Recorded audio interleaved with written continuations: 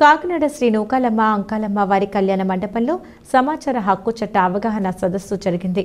సమాచార హక్కు చట్ట న్యాయ పోరాట సమన్వయ కమిటీ ఆధ్వర్యంలో నిర్వహించిన ఈ సదస్సులో సమాచార హక్కు చట్ట న్యాయ పోరాట సమన్వయ కమిటీ చైర్మన్ మరియు ఫౌండర్ కంచెల సురేష్, జాతీయ అధ్యక్షుడు బాలాజీ శంకర్ సింగ్లు మాట్లాడుతూ జాతీయ, రాష్ట్ర, జిల్లా, నియోజకవర్గ, మండల, గ్రామ స్థాయిలో సమాచార హక్కు చట్టంపై అవగాహన సదస్సులు ఏర్పాటు చేయాలని పేర్కొన్నారు. అవినీతి లేని సమాజాన్ని ఏర్పాటు చేయాలని, ప్రభుత్వ పథకాలు ప్రజల వద్దకు చేరాలని, పోలీసులకు, ప్రజలకు మధ్య సమాచార హక్కు చట్ట న్యాయ పోరాట సమన్వయ కమిటీ ఒక వారధిగా ఉంటుందని అన్నారు. దేశానికి వెన్నెముకైన రైతులకు చట్టపరమైన పథకాలు అందే విధంగా సమాజంలో ఆడపిల్లలపై జరుగుతున్న ఆకృత్యాలు పరాలద్రోలే విధంగా సమాచార హక్కు చట్ట న్యాయ పోరాట సమన్వయ కమిటీ కృషి చేస్తుందని పేర్కొన్నారు. ప్రభుత్వ, ప్రైవేటు సంస్థల్లో అవినీతిని నిర్మూలించడానికి కృషి చేస్తున్నామని, అవినీతి అధికారులు ఎవరైనా సరే సమాచార హక్కు చట్ట సమన్వయ కమిటీ దృష్టిలో పడితే ఫలితం వేరేలా ఉంటుందని హెచ్చరించారు. జాతీయ స్థాయి అవగాహన సదస్సు ఈరోజు మనం కాకినాడ జిల్లాలో ఇక్కడ నిర్వహించుకోవడం జరుగుతుంది.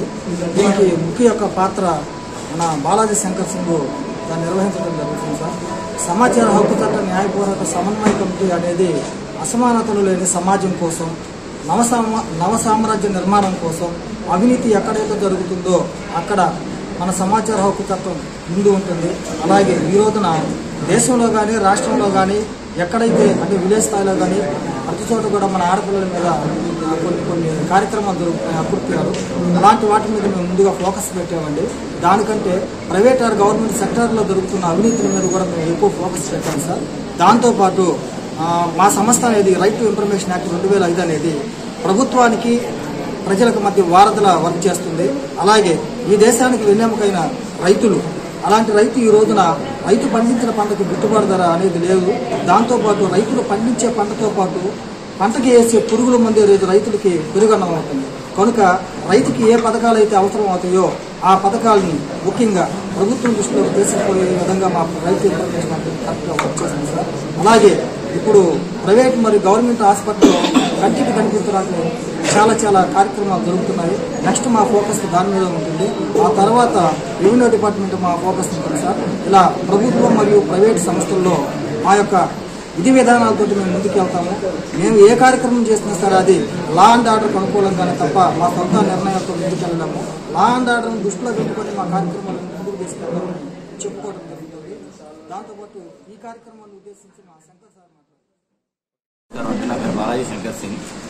ఈరోజు సమాచార హక్కు చట్ట న్యాయ సమన్వయ పోరాట కమిటీ ఏదైతే ఉందో దాన్ని నేను జాతీయ అధ్యక్షులుగా ఎన్నిక చేశారు.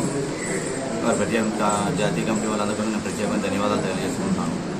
ముఖ్యంగా నేను రాజకీయంగా కానీ, సామాజికంగా కానీ ఏ విధంగా కూడా ఏ కమిటీలో పనిచేసినా, ప్రజల కోసం పనిచేసినా కూడా నాకు ముందుండి వెనక ముందు ధైర్యం చెప్పిన నా తోటి మిత్రులు, పాత్రికేయ మిత్రులందరూ కూడా పేరు హృదయపూర్వక ధన్యవాదాలు తెలియజేసుకుంటున్నాను. ఈరోజు ఈ ఆర్టీఆర్ సమాచార హక్కు చట్టం 2005 ఏదైతే ఉందో దాని మీద ప్రజల్లో ఒక అవగాహన కల్పించి ప్రజలకి, ప్రభుత్వానికి వారధిగా ఉండడమే ఈ మా యొక్క సంస్థ యొక్క ముఖ్య ఉద్దేశం. దానికి అనుగుణంగా ఇవాళ జాతీయ స్థాయి కార్యవర్గ సమావేశాలు కాకినాడలో నిర్వహించడం జరిగింది. అలాగే ఈ కాకినాడ జిల్లాకే కాకుండా ఉమ్మడి తూర్పుగోదావరి జిల్లాకు సంబంధించి కూడా కొంత కమిటీలు వేశారు.